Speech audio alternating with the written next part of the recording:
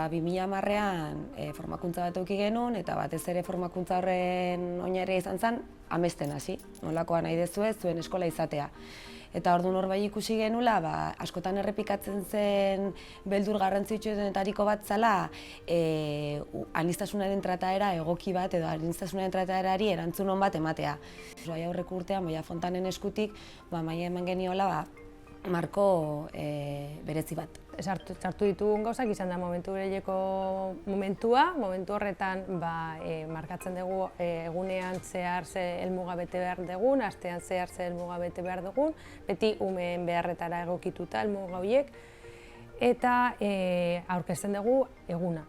Goizean, klasera sartzen geranean, momentu biribila egiten dugu kuaderno berezi batekin, eta Ignazitar kuadernoa ditzen dana, eta hor jartzen dugu, eguneko helmuga jartzen dugu, eta eguneko data. Eta ere agenda gehitu dugu, eta agenda oso baliagarria egiten zaigun tresna da. Leheno eskoletan beti egon da ordutegi bat, umeek beti eduki dute ordutegi bat, baina honen aldaketa da, beraiek konstiente dira, ordutegi horietan zer egingo dugun, zein den helburua, ariketa bakoitzaren helburua zein den. Ez direla etortzen igual 10 minututan tutoreak, eta badakizu zer egin behar dezun, hartzen dezu ordenagailua, ikusten dezu zer egin behar dezu eta hasten zera. Proiektuka lan egiten dugu, ezta? Eta proiektu bakoitzak dauka bere unitate didaktikoa. Zer egin behar da, zenbat denbora eta guzti hori.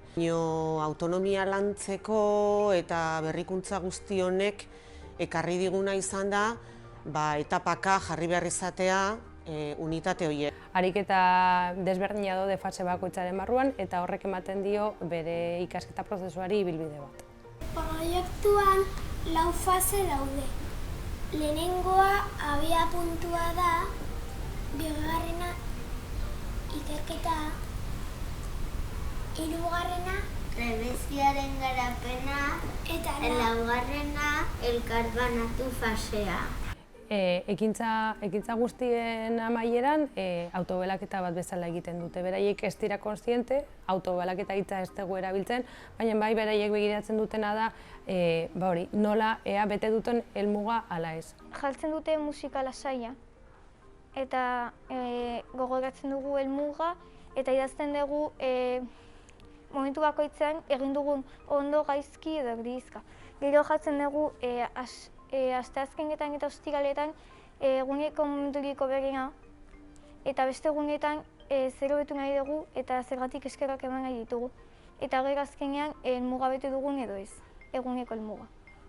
Ikasleekin gelan hori horrela egitea ez dit hainbeste suposatu. Gehiago da ohitura batzuk esartzea. Gauza da sistematizatua dagoela eta ziurtatzen dezula beti egiten dezula.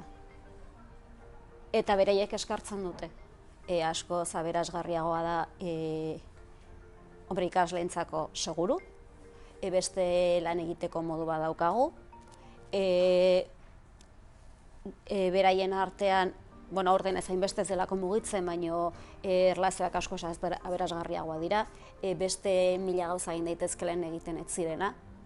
Eta ni pertsonalki ez nago bakarri gela batean. Orduan ardurak beste modu batera konpartitzen dituzu.